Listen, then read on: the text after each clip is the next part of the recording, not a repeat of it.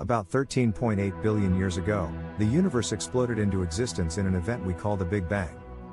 From that explosion, hydrogen, helium, and tiny amounts of heavier elements were scattered across space. Over billions of years, these atoms clumped together, forming stars, galaxies, and eventually the raw material for planets, including the Earth. Fast forward to 4.6 billion years ago. A massive cloud of gas and dust, made from remnants of older stars, drifted silently through space. This cosmic cloud, called the solar nebula, began to collapse under its own gravity. From this swirling chaos, our sun ignited, and the building blocks of the planets, including Earth, started to form.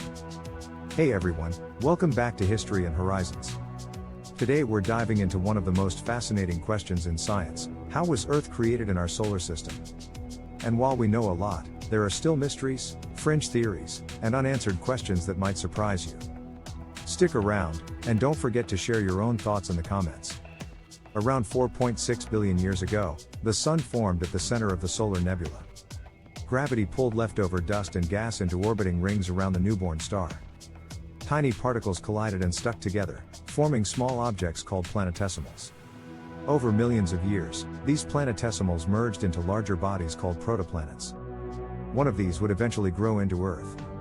As Earth formed, countless collisions heated the young planet, causing it to melt from the inside.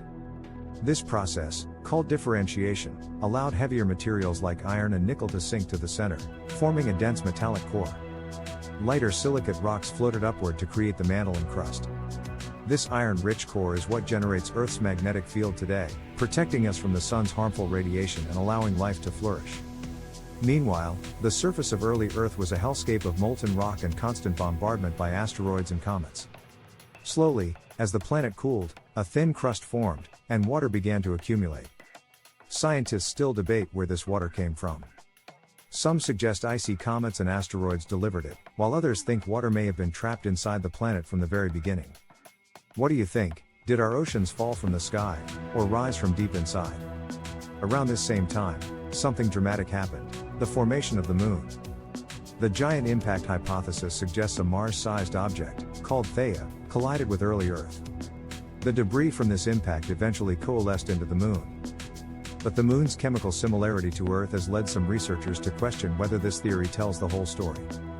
Could there have been multiple collisions shaping both Earth and the Moon?